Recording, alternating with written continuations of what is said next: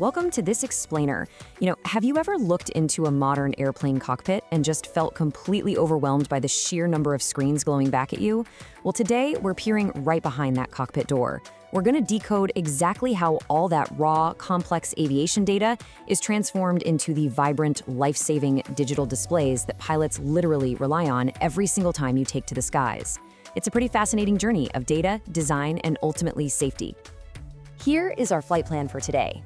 We'll start with a quick welcome to the glass cockpit, uncover the hardware behind those screens, learn the 6 colors of flight, explore the EADI and EHSI displays, and then finally, look at how it's all built for ultimate safety. All right, Section 1. Welcome to the glass cockpit. What exactly is EFIS? So EFIS stands for Electronic Flight Instrument System, and honestly, this represents a massive technological leap forward. For decades, cockpits were basically seas of cluttered individual mechanical dials. Pilots called them steam gauges, and they sometimes literally had to tap them just to make sure they weren't stuck. EFIS moves aviation completely away from those physical limits. We're talking about a sophisticated, fully integrated digital setup using color cathode ray tube, or CRT, displays. By bringing all this navigational and attitude data into central screens, it vastly reduces pilot workload and, frankly, radically improves their situational awareness. Moving right along to Section 2, hardware behind the screens and how we actually process that data. Think of this as a super high-speed data journey that happens in fractions of a second. First, various sensors all over the aircraft gather raw signals, so things like the plane's pitch, local weather radar, or radio altitude. Second, those raw signals travel to a central hub called the symbol generator, or SG, which does all the heavy processing. And finally, that processed data is sent over to the display unit, landing as a perfectly placed colored symbol right on the pilot's screen. If you actually look at the physical avionics hardware tucked away beneath the cockpit floor, it's an incredibly complex network of wiring and metal boxes. But the absolute brains of the operation are those symbol generators. Think of these critical boxes kind of like a high-end gaming computer's graphics card. They take really heavy, complex math from the flight management computers and turn it into smooth, highly readable visual displays for both the captain and the first officer. Okay, Section 3, the 6 colors of flight, which is really the language of EFIS. Now this is super cool. In a typical EFIS setup, color is literally a strict storytelling device. It's a built-in hierarchy of safety. White displays your basic present situation. Green is also present situation, but explicitly for lower priority data. Magenta is absolutely critical. It always commands a fly to action or shows your active flight path. Cyan represents the sky or low priority background data. Yellow is for ground shading, but importantly, it's also used for caution warnings and fault messages. Finally, red instantly warns of the heaviest, most dangerous precipitation levels on the weather radar. It is just a brilliant system where color equals immediate comprehension.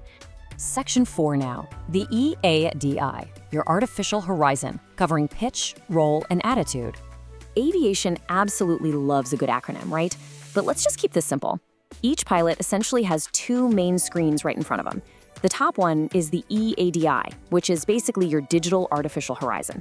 That's the immediate how the plane is flying view. Right below that is the EHSI, which handles your top-down navigation and routing. We're going to focus on that top screen, the EADI, first.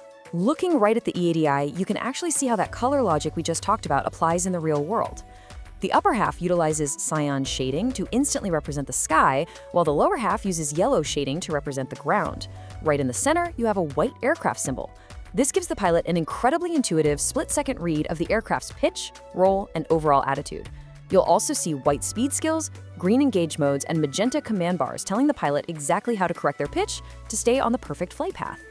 Moving on to Section 5, the EHSI, navigating the skies and plotting the course. Now, transitioning down to the EHSI, specifically in what pilots call map mode, you're essentially acting as the navigator. You are looking top down. Notice how the white aircraft symbol is positioned at the bottom of the screen rather than the center. From there, you just follow that critical magenta line. And remember, magenta means active path, or fly to. It shows your active route stretching out right ahead of you, completely packed with waypoints, wind direction, and distance readouts, all plotted dynamically over a moving map. But the true power of the EHSI is how dynamic and selectable it is. Pilots aren't just locked into one single view. They can switch from that moving map mode to a static plan view, which is oriented to true north. That allows them to verify upcoming routes step by step before they even enter them into the computer. And during precision approaches, they can switch to VOR or ILS modes. Those use ground-based radio beacons to present a traditional compass rose that aligns perfectly with airport runway signals. It gives the crew exactly the context they need for every single specific phase of flight. Which brings us to our final section, Section 6, built for ultimate safety through redundancy and reliability. So, aviation engineering completely thrives on extreme redundancy. That is exactly why, in the system we've been looking at, the magic number is 3. There are 3 independent symbol generators installed: a left, a right, and a center, all for just 2 pilots. If the captain's primary symbol generator fails, the system doesn't just crash. No way. That third, independent backup is always running in the background, ready to seamlessly take over and drive the critical display units using electromechanical relays. Plus, pilots are equipped with a dedicated selector switch panel right there in the cockpit. If a primary data source, say the left flight control computer or a specific sensor, starts giving bad data, the crew isn't just left helpless. This physical panel gives them the power to independently switch their displays to alternate sensors or the standby systems. With just the push of a button, they can bypass the failure and bring a clean, totally accurate stream of data right back to their screens.